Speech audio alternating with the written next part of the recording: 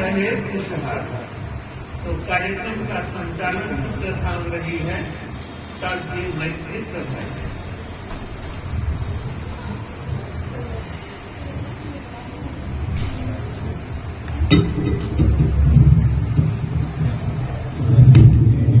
सत्य हुआ साकार, जिनकी करनी धनी हुई है डगमगती जगती पटवा, जिनके ही गौरव शौर्य से जाग उठा ये सोया संसार। उन महापुरुषों के चरणों में मेरा भाव भरा बंधन सत्कार, भाव भरा बंधन सत्कार।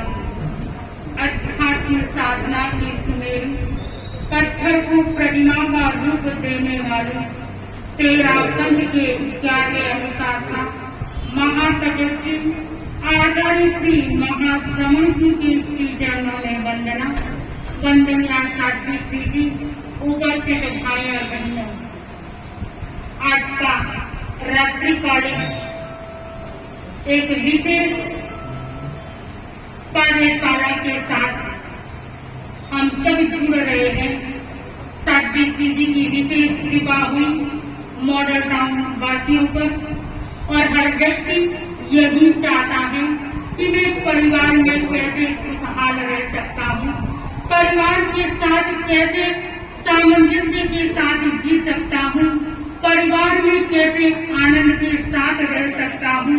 सचमुच बहनों और भाइयों, परिवार एक नींद भरा प्यार है, जहाँ बैठकर व्यक्ति आनंद की अनुभूति करता है। परिवार वह एक प्रकाशमय दीप है जहाँ व्यक्ति ज्योति को प्राप्त कर सकता है। परिवार एक स्नेह है जहाँ व्यक्ति आपस में स्नेह से सामंजस्य के साथ व्यक्तित्व का निखार कर सकता है।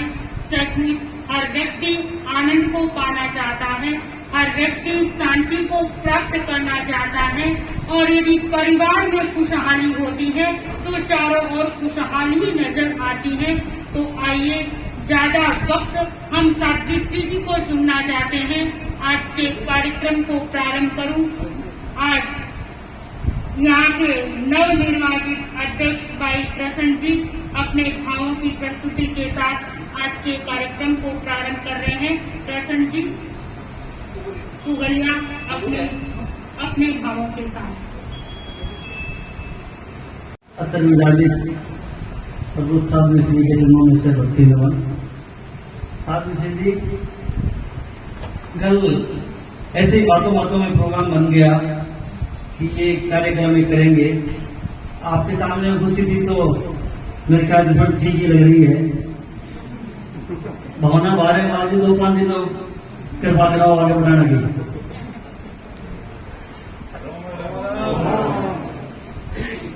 क्यों बात कल यही बात हुई थी कि गैदरिंग देखते उसके बाद देखते क्या आगे बढ़ाना है कि नहीं बढ़ाना है।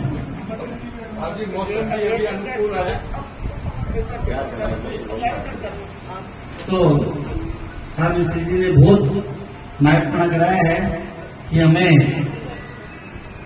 एक हफ्ते का टाइम देके इतने दिन बसाए हैं।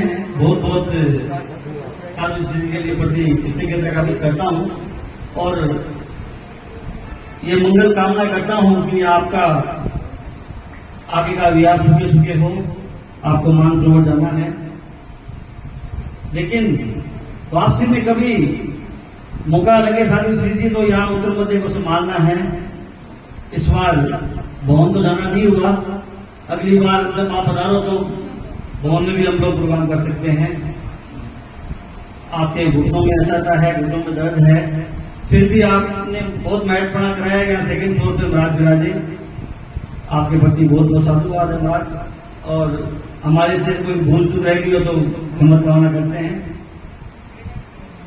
तो दिन 2 ही बचे हैं, बाकी 28, 29, 30 को आप फरमाई जाए कार्य करेंगे। यहाँ से 31 को संभवतः मैनेजमेंट किए।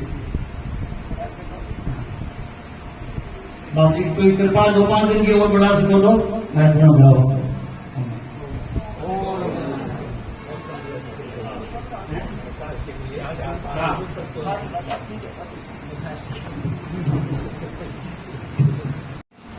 सेवियां अपने भावों के साथ करती हैं।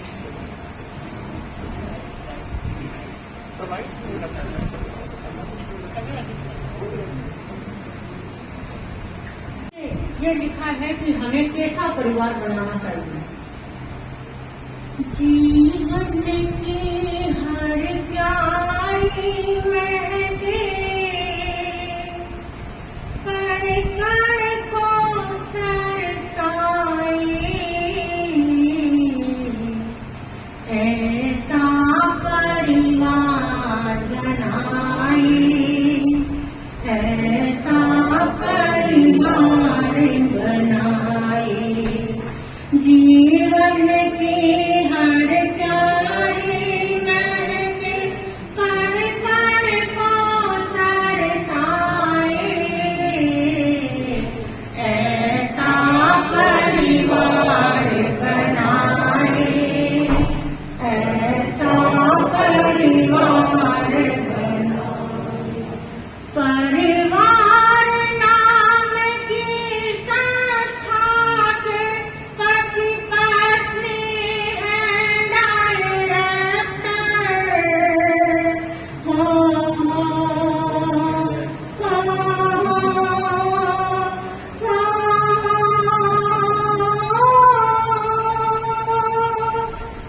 परिवार नाम की संस्था के पति पत्नी हैं डायरेक्टर, मैनेज कर हर रिश्ते को बन करके कुशल मैनेजर,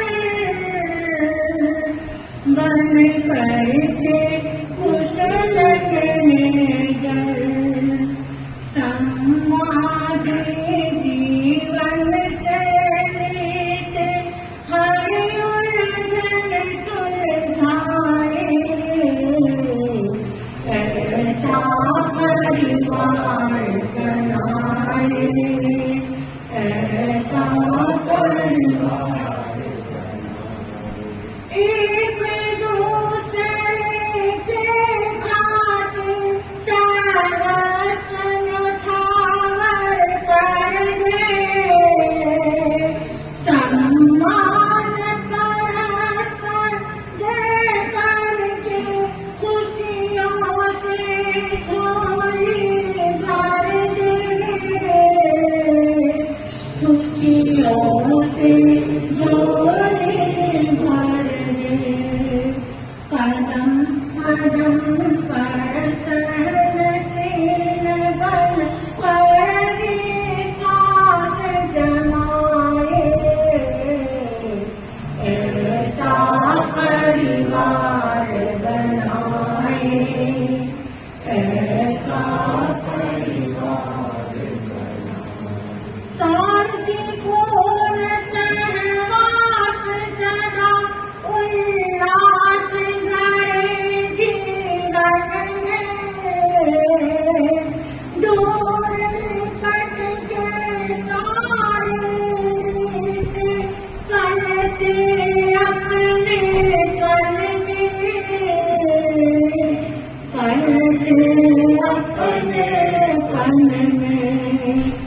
सब कर आए आंगन में, स्नेह की दीप जलाए,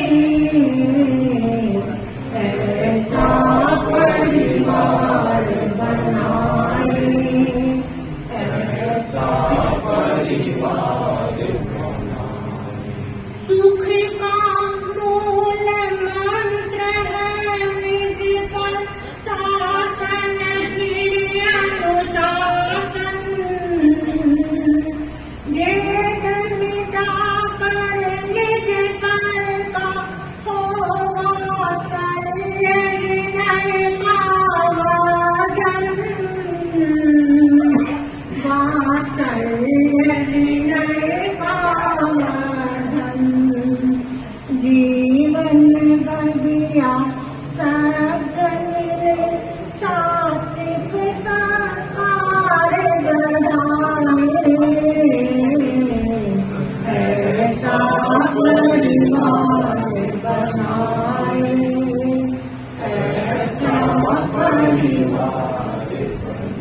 मिले सघन प्रशिक्षण सबको सामंजस्य सदा रखवाए,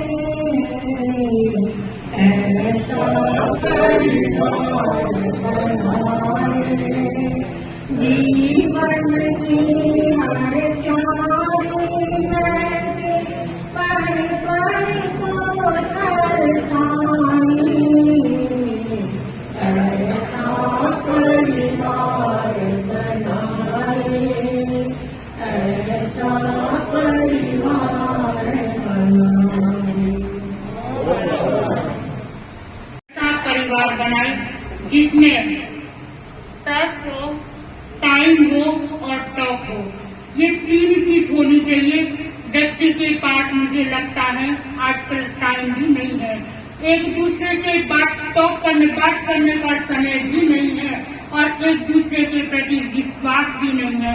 यदि विश्वास होगा तो परिवार में खुशहाली होगी और एक दूसरे से बात होगी तो हम नजदीक से जुड़े रहेंगे और हमारा विश्वास भी बढ़ता रहेगा। तो मैं यही कहना चाहती हूँ, यदि परिवार के संबंध को प्रगाढ़ बनाना चाहते हैं तो इन तीन सूत्रों को धारण करें। सहनशील बने, सहज बने और सरल बने, तभी परिवार में खुशहाली होगी। कैसे बन सकेंगे हम ऐसे? मेरा निवेदन डॉक्टर साध्वी सुधाकर।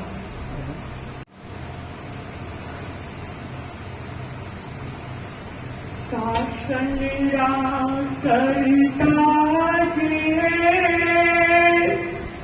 महाश्रवण गणकार, शासन सरिताजी महाश्रवण गणकार, जेलो मारी वंदना गण ठारो खुशहाल गुरुजी,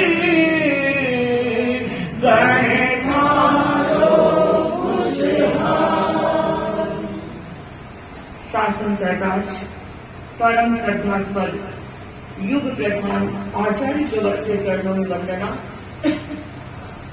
ज्ञान की गंगोत्री, साधना की सरस्वती, चारित्र चूड़ामणि, श्रद्धेया साध्वी वरा के चरणों में वंदना। मॉडल टाउन या ये कहूं उत्तर मध्य की उत्साही परिषद, आज ये रूप देखकर हमें भी बड़ी प्रसन्नता की अनुभूति हो रही है कि आप लोगों में सचमुच में कुछ पाने की प्यास है, ललक है, कुछ पाना चाहते हैं, इसलिए दौड़कर, शायद खाना भी नहीं खाया होगा, दौड़कर यहाँ पहुंचे हैं। क्यों? क्योंकि आध्यात्म की खुराक पाना चाहते हैं। बंधु, आज श्रद्धेया साध्वी श्री जी के सानिध्य में परिवार प्रशिक्षण कार्यशाला का आयोजन उत्तर मध्य सभा और उत्तर मध्य महिला मंडल के तत्वावधान में होने जा रहा है और आप सबकी वरिष्ठ श्रावक श्राविकाओं की उपस्थिति में ये भव्य कार्यक्रम साध्वी श्री जी की प्रेरणा से समायोजित हो रहा है। अभी भी आ रहे हैं, किशन जी कहाँ दिखाएंगे? अमरचंद जी ने पूरा फुल खोल दिया है, गमरा बमरा बोल बोल। बंधु, मैं बताऊं आप लोगों को, साध्वी श्री जी को हम आज देख रहे हैं कि कितने नजदीक बैठे हैं। क्या साध्वी श्री जी जब बैठे हैं, थोड़ा सा हमारा मिताग्रह अवग्रह रहना चाहिए, इतने नजदीक नहीं होने चाहिए। अभी भी आए थे, इससे आगे नहीं, मैं तो महाराज आज दिखाना पड़ेगा। और मैं तो काम ना करूंगी, जो आज आगे बैठे हमारे पास आकर बैठ जाए तो ये कार्यशाला सचमुच में सफल हो जाएगी।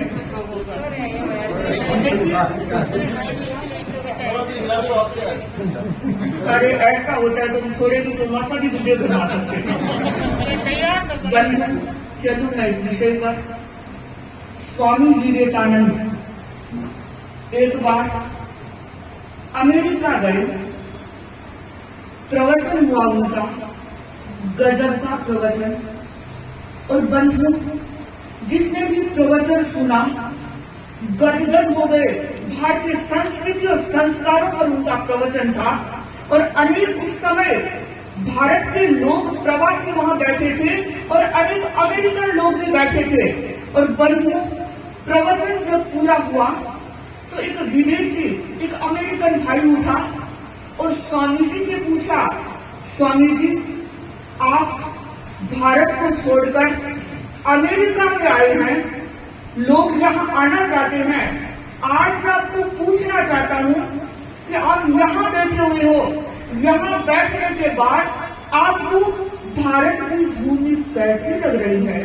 बंधुओं, स्वामी जी के रग रग में, खून के हर कतरे में भारतीय संस्कृति समाई हुई थी। और उन्होंने कहा, भैया, भारत की भूमि मेरे लिए बचपन का झूला है।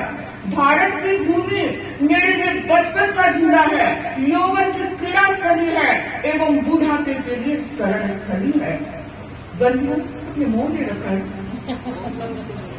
बंधुओं, मैं ये कहना चाहती हूँ, स्वामी जी ने ये कहा था कि भारत की भूमि बचपन का झूला है, यौवन की क्रीड़ा स्थली है और बुढ़ापे के लिए शरण स्थली है। और मैं ये कहना चाहती हूँ, ये जो परिवार है वो हमारे लिए बचपन का झूला है, यौवन की क्रीड़ा स्थली है एवं बुढ़ापे के लिए शरण स्थली बनता है।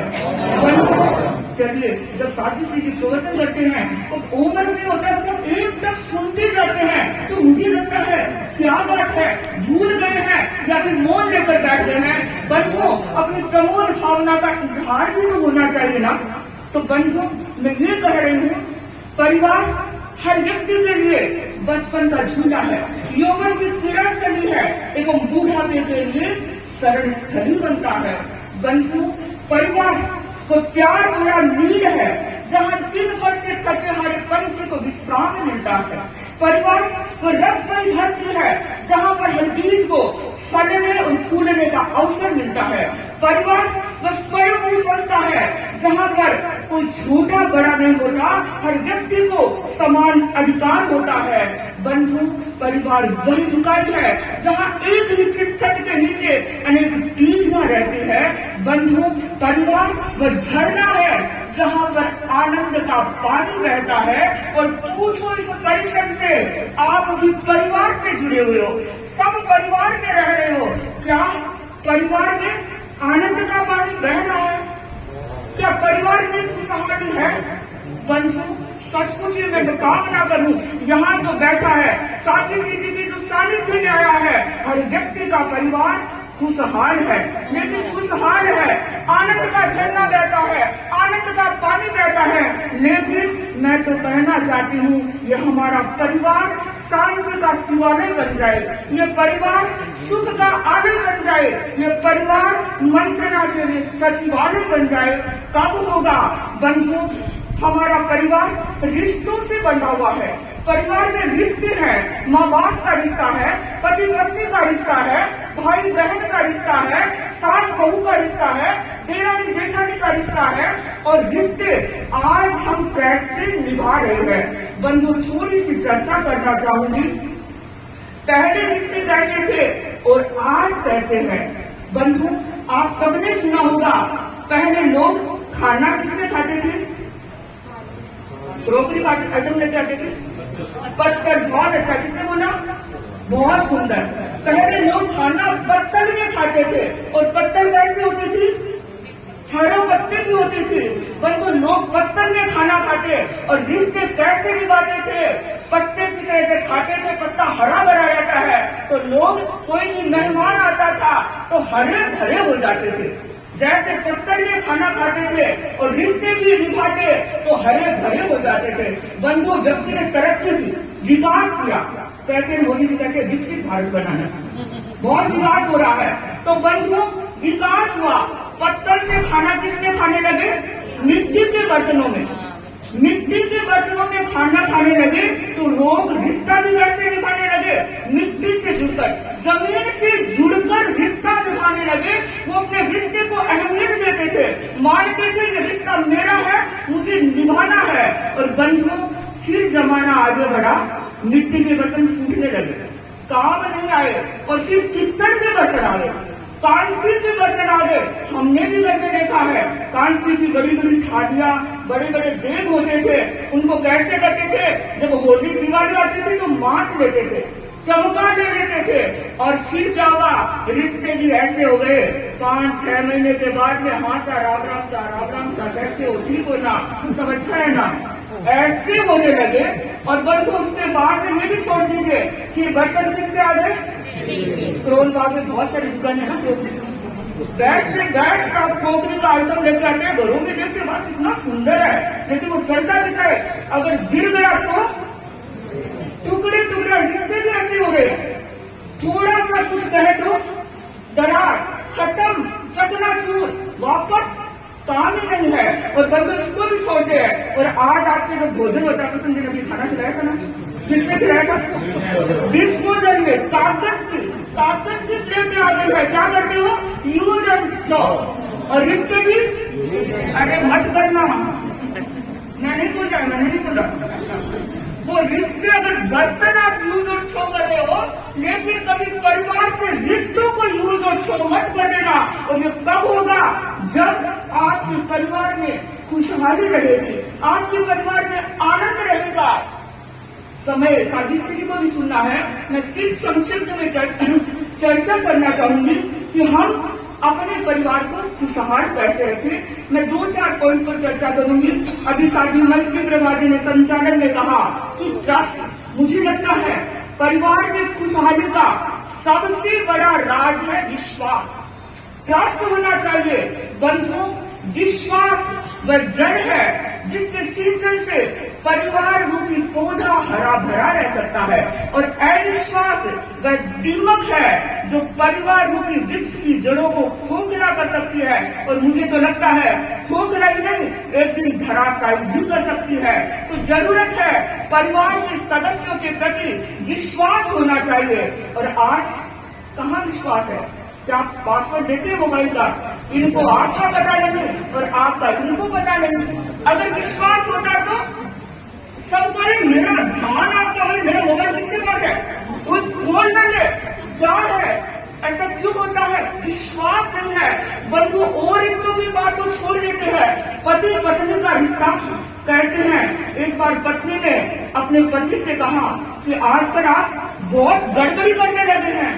पति ने कहा, अरे भगवान, तू तो इतनी होशियार है, मैं तो सीधा साधा हूँ, सरल हूँ, मैं गड़बड़ी करना जानता ही नहीं। कि नहीं, आज मैंने अपने सपने में देखा। क्या देखा? कि तू अपने पड़ोसी से हंस हंस कर बातें कर रही थी।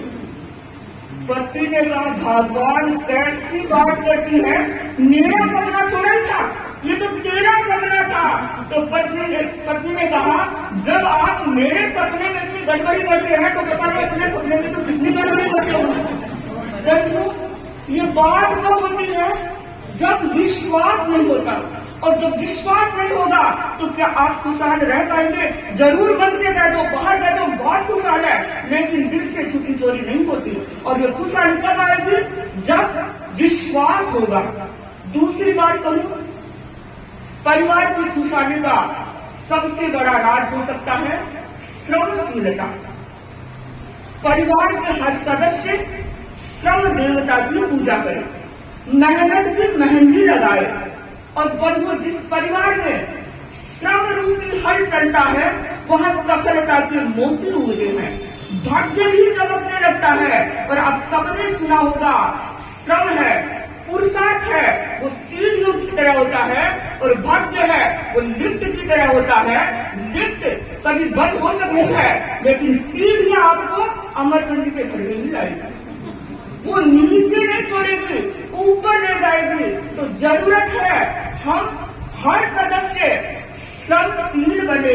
आज श्रम की बहुत कमी हो रही है। श्रम किसमें लग रहा है? देखिए, सारा श्रम इसी में लगा है, सब कुछ छोड़ दिया है, न फिजिकल न कुछ और, केवल इसी में। तो क्या विकास होगा? क्या खुशहाली रह जाएंगे? घर में कोई गेस्ट आ जाएंगे, इसी को लेकर बैठ जाएंगे। बच्चे अपना लेकर बैठ जाएंगे, मेम साहब अपना लेकर बैठ जाएंगे, दादाजी अपना लेकर बैठ जाएंगे। तो जब श्रम नहीं होगा तो खुशहाली आएगी कहाँ? एक स्थान ये है, इसको तो छोड़ दो, यहाँ पर तो संभाल के आएगा। बंधुओं, दूसरी बात, तीसरी चर्चा करूं। पहला याद रखिएगा, कौन सा? ट्रस्ट था। पहला ट्रस्ट, दूसरा श्रम। और मैं ये भी कहना चाहती हूँ, जो व्यक्ति श्रम करता है उसका भाग्य 100% साथ देता है। एक सर्वे हुआ था और कहा गया था, जो व्यक्ति 8 घंटा काम करता है उसका 40% भाग्य साथ देता है। जो व्यक्ति 10 घंटा काम करता है उसका 60% भाग्य काम देता है। और जो व्यक्ति 12 घंटे श्रम करता है उसका 80% भाग्य साथ देता है। और जो 16 घंटे काम करता है वो या तो मोती बनता है या फिर महाश्रवण बनता है। अब आप सोच लीजिए, आप अपने परिवार में किसको तैयार करना चाहते हैं? अगर आप नहीं करेंगे तो ये क्यों करेंगे, ये नहीं करेंगे तो आप क्यों करेंगे? इसलिए जरूरत है हर व्यक्ति श्रमशील बने। तीसरी चर्चा करूं, तीसरी चर्चा सिंपैथी। आज संवेदना कम हो रही है। कहते हैं छोटा सा बच्चा बैठा था और टीचर ने क्लास में बच्चों से पूछा, बताओ सबसे बेस्ट थेरेपी कौन सी है? एक बच्चे ने कहा सर एलोपैथी। नो, तुरंत ही। दूसरे ने कहा नहीं, साइड इफेक्ट बहुत ज्यादा है। नेचुरोपैथी अच्छी है। तीसरे ने कहा एलोपैथी अच्छी है। और बंधु, एक बच्चा बैठा था, उसने कहा सर न एलोपैथी अच्छी है न नेचुरोपैथी अच्छी है, सबसे अच्छी सिंपैथी। अगर संवेदना नहीं है तो कोई काम नहीं करेगी। मेम साहब का सर दर्द रहा है, आपने कहा ठाकुर दुख तो ये है, कड़ाई देख जैसे कड़ाई ओ दुख है, कड़ाई ओ दुख है। अगर आपने ये कह दिया क्या माथा दुख है, मैं दबा देता हूँ, इतने में तो ठीक हो जाएगी। तो जरूरत है परिवार के हर सदस्य में सिंपैथी होनी चाहिए। और जहाँ सिंपैथी होगी वो परिवार हमेशा खुशहाल रहेगा। और अंतिम बात मैं कहना चाहूंगी कि परिवार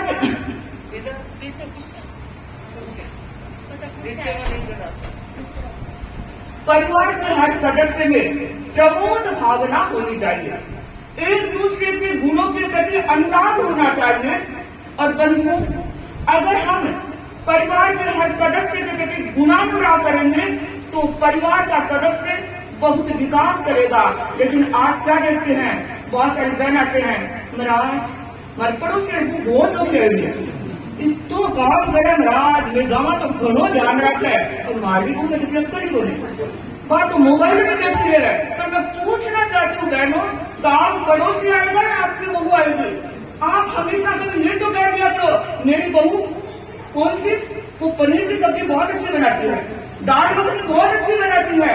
बंधुओं, वो आपके चरण दबाएगी, बहुत काम करेगी, लेकिन आपके पास प्रमोद भावना है नहीं, दूसरे के गुणगान करते हैं और अपनों को भूल जाते हैं। तो जरूरत है हम प्रमोद भावना का विकास करें।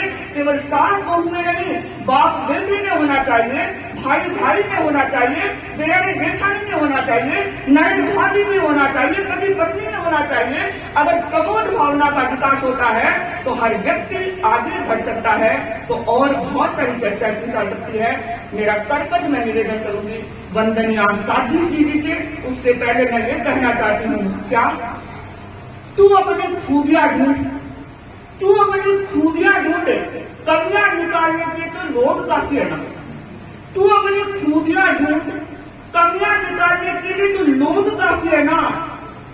सपने देखने हैं तो ऊंचे देख, नीचे गिराने के लिए तो लोग काफी है ना। रखना है कदम तो आगे रख, पीछे खींचने के लिए तो लोग है ना। पहचान बनानी है तो अपनी पहचान बना, भीड़ में चलने के लिए कोई लोग काफी है। अगर तो अपने परिवार को खुशहाल रखना चाहता है तो परिवार को खुशहाल करके तो दिखा। तालियां बजाने के लिए लोग है ना, तालियां बजाने के लिए लोग है ना।